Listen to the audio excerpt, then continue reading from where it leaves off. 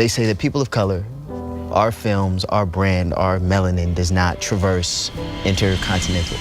It doesn't go international. It doesn't do that. But our films did. Films that we loved and grew up on did. And I wonder why that is. Is it because of the genre itself? And if so, what is that genre? What defines that genre? I think that genre being action is, that's global. The world is changing radically. So if you have a vision, go execute your vision step by step.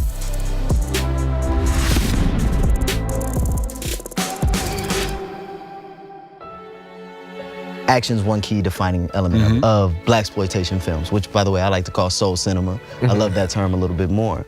But if we're gonna say Blaxploitation films, for lack of a better term, what are some of the other defining elements of Blaxploitation films?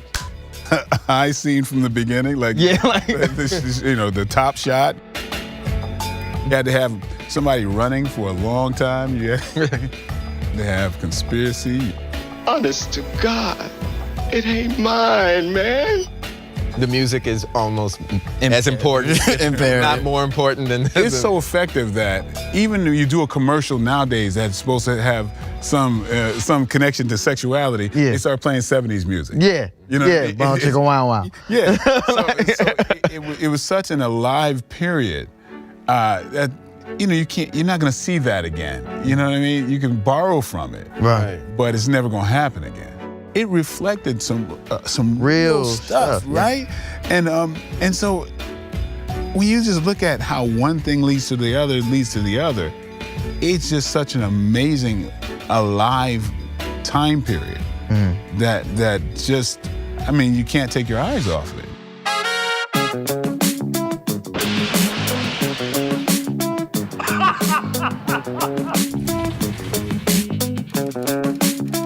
It was more than just these movies being made. It felt like it was a time of creative expression for people who otherwise wouldn't have got on screen. I was thinking about this with relation to Westerns. It's the 1800s, it's cowboy hats, but they're looking at it from the past. During the Blaxploitation era, they didn't know they were in a time period. They didn't know it was a genre. It was from 1971 to 1977. Yeah. So they weren't like, oh, well, these outfits we're in is a genre, or these wah-wah guitars are a genre. It's like they were doing a genre while it was happening in real time. And I think that's what makes it kind of different than like a Western. And so when people think about Blaxploitation, they don't think about it like, oh, it's this set time where this thing occurred. You just blew my mind a little bit. That true first soul cinema that came from a true place, like the Ivan Dixons of the world, the Melvin Van Peebles of the world, the Gordon Parks, his son, they really did something. And speaking of the genesis of soul cinema, it came out of Watermelon Man, right? Melvin's upset with the system, working for a studio. He was one of the first black men working on a studio lot with that much power. But Melvin goes on to go and do one of the best pieces of work in cinema. Right? Which is Sweetback's badass song. That was Black Panther for its time. Yeah. It exposed the fact that black folks wanted to see themselves in uplifting roles. And then once that hit, it changed everything. I think it's interesting because Shaft and Sweetback are such different movies. I'm actually kind of drawn to Sweetback because the rhythms are so weird and odd. So I like those odd rhythms. I think Shaft is like a Hollywood movie, you know what I mean, with a black actor. So it's weird that they're both in the same genre. But they both have that spirit, you know what I mean? We're such a diversion from the ideals of kind of the MLK way of thinking, right? Of the 60s, the civil rights 60s, which was kind of hey, listen, let's just kind of organize and be the bigger person in situations, socio-politically. And then you have these movies that are nah, bruh, none of that. Right. You just think about cultural specificity. That's what I like about Sweetback. I don't feel like I'm being programmed to. You take any 5-minute segment out of Sweetback and you're like, oh, this is, something's happening here that makes me feel alive. Sweetback is nuts. what quotient of that was a chase scene? It was like A lot of it was just 75% of the movie was a chase scene. Him getting away, Run, shirtless. feet, run. It's like the epitome of I don't give a. You know what I mean? It was like, Yeah, that was. okay, coming out of being powerless for so long, it was like the response, the overreach in the response was insane. Right. You know what I mean? How does that? Look at how that movie starts with a young Mario Van Yeah, Peebles. just getting it cracking. Yeah, like, you know Like, what I'm is that saying? even legal? Like, Yeah, I mean, like, it wasn't. It wasn't There, legal. you just go. Ooh, you got a sweet, you got a sweet, sweet back. The fact that he got away blew people's everybody's minds mind. so much of these people who were just so downtrodden and felt like powerless. And he was going, wait a minute, we can run away? And get away. I know other folks must have looked at that movie and like, how did this work? How did people line up around blocks to see this movie? People were so starved that this movie was a triumph.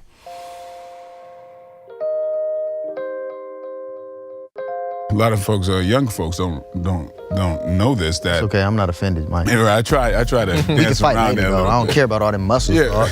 But at the time, TV got affordable for everybody in the 70s. Right. And so people were watching TV, and the studios were in big trouble. Right. They were not making money. And then comes this genre of action movies where black folks were, supporting, looking at themselves in a heroic fashion, sometimes whether the movie made sense or not. You know what I mean? As long as it had that checklist. But people would be in theaters in droves. And so then it was like, hey, this birthed that. That's why how many movies was it? Something like close to 400 movies done, thus the Blaxploitation part of it. In that time. In a very small, like 4-year Yes, Yeah, really time. short time period. And ridiculously profoundly effective. Yeah, because they made money. They saved the studios. 70s were, like you said, a turn point in cinema. Just a few months after the release of Sweetback, Shaft comes out, right? And that breaks down even more doors. How do you feel it impacted the industry from that point, other than just commercially? Shaft was written for a white lead. Yeah. And then, they, in their wisdom, decided to put a black lead in there with Richard Roundtree. And that's his history, Yeah. Well, it's my black heart to see you so concerned about us minority folks. There's a voice of rebellion that I don't care what color you are, you grab onto. Right on. There was a very vibrant way that we lived. In the 70s, I think, I feel like it's the greatest time for music and movies. People were really saying things. Yeah. It had a purity. So just like rap had this thing. Well, it's like kind of like how DeLawrence Tucker did Tupac's music, right? There's that idea that like when you don't understand it, when you're not necessarily, when you are hoping for the best from your culture, you sometimes get removed from the things that make it the culture in the first place. We don't just take the good of something and present it, but in this country, you represent, when you are of color, everything and everybody. So you find yourself trying to explain things. When the one thing I loved about Blaxploitation cinema, which brings me to my next question, was that we didn't have to explain anything. It was unapologetic. Right. And which brings me to why they were superheroes to us.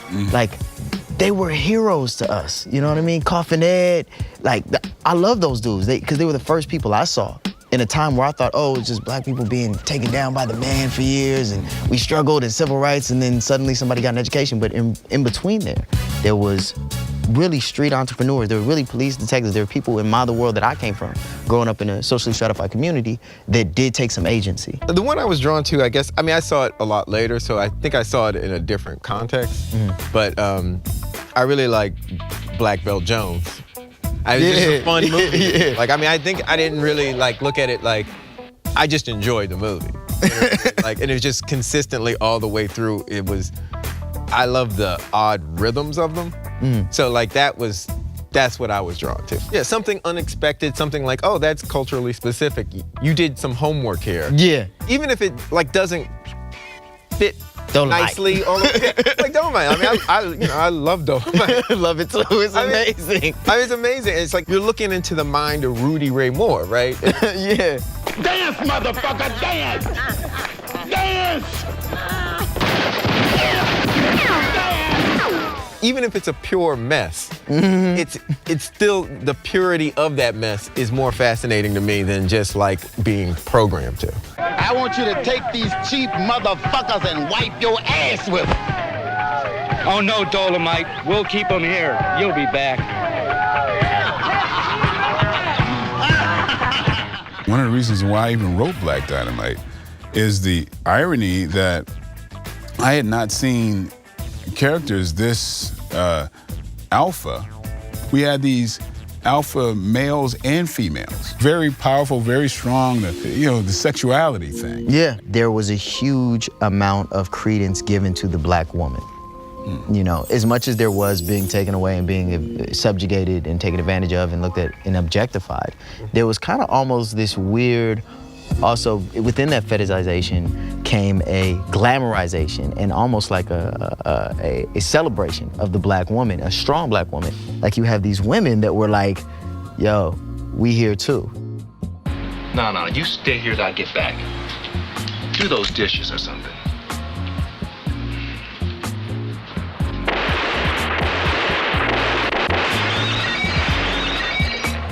They're done.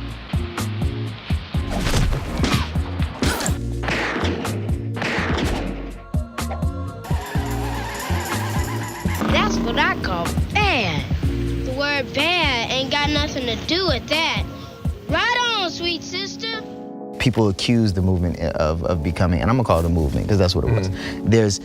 Of it becoming too focused on stylism. Right, on becoming stylistic and colorful instead of on its truer roots. There's this raw aesthetic to those films. Yeah. And I think there's certain cultural headwinds that just mess it up. And so to me, one of them was disco.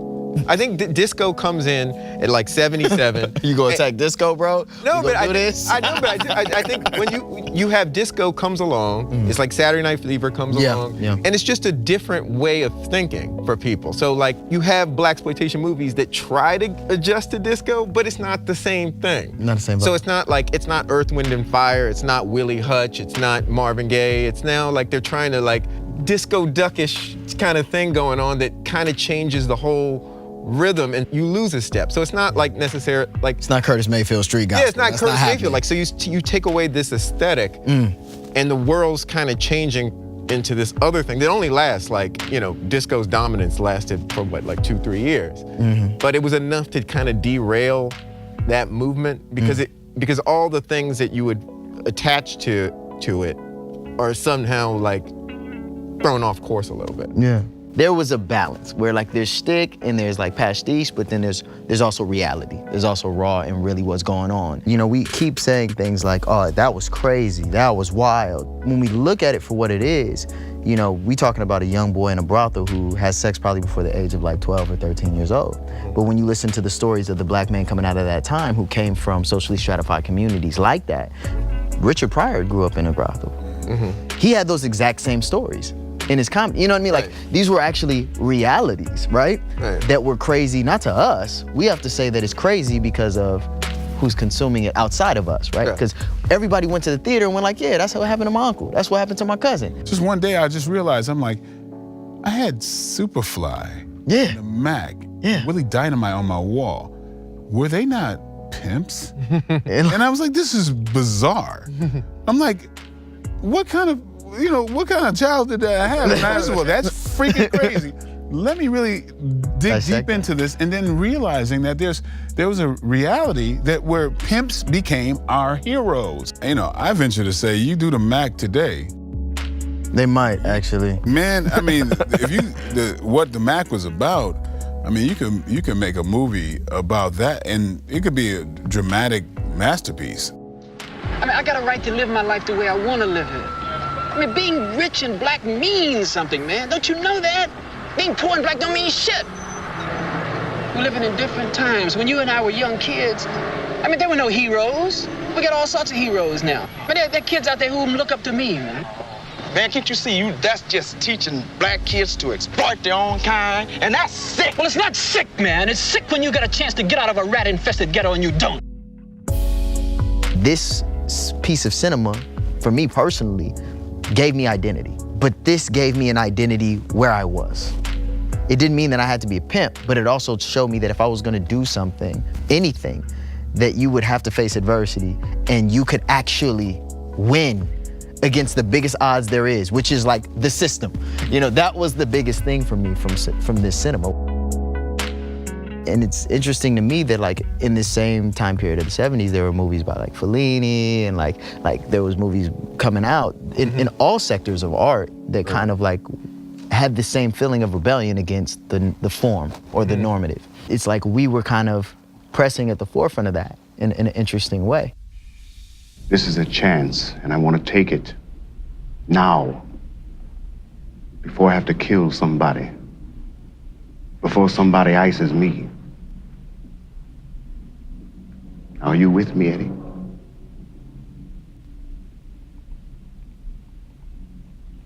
You got it. Do we feel like there's still soul cinema? Do we feel like there's still the idea of what people may consider blaxploitation films in cinema today? Does it still exist? They want to borrow the spirit, not embrace the spirit. Right. And I think that's a different thing. Do you know what I mean? Like this. It's working from the outside in. Yeah, working from the outside in. So that never works. I mean, you can plagiarize it to some degree, but it doesn't live. It just doesn't live in a true place. It sounds like to me you're saying the keys or the framework and the spirit is what counts, is that kind of do-it-yourself spirit, the kind of attempting to have pride in whatever shape or form that may come. Is that what is like the keys to properly paying respect to the genre? Is that all it takes, is like making a film by any means necessary, kind of how Sweetback Badass On, it was a by any means necessary film. But yeah, there's this thing where, I mean, the pride, you know, when I'm bringing my kids to see Black Panther, the pride that's going on in the theaters, this thing that is like, I feel like hopefully this is a resurgence. Yeah. Hopefully not only is it something great for black folks, but for everybody, because you know, it's a culture that's the oldest culture in the world being celebrated. It was a wonderful thing to kind of watch, and the more I watch y'all talk about it and hear you guys even educate me in this session, it's been kind of like a reminder that nothing is new. As a millennial, we always find that as an epiphany, like, oh wait, this already happened. Like Black Panther already happened. Literally, it already happened, and it's going to continue happening. And the representation is what was important. The identity is what was important. I look at the flying car in Black Panther is Superfly's grill. that El Dorado. It's like it's so similar. You know what I mean? And people are saying, I mean, when people saw him in that car, that was a spaceship of the time. Speaking of, I think we gotta take this motherfucker. We gotta run this. That's a bad. Shout out to Filmstruck, CCM Criterion, making it happy. Yo, so appreciate y'all and thank you for coming, man. Thank you. Thanks for having us. This is the awkward part where I don't know how you exit out. We just get up, just start talking. We just drive the caddy off and then the funk music just womp womp. Trouble Man starts playing. Slow down. I come apart, like in the 1970s show. And we're still talking like. Oh, we just freeze. You arrested now, sugar? You know, like.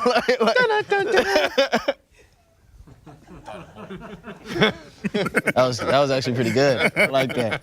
Yeah, but it should be at if we're gonna freeze, we should freeze at a high moment where we're all laughing.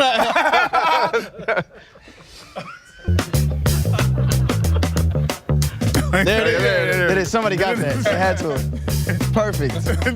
That's perfect. Then the credits go. Just roll over it. It's just, I come apart, baby.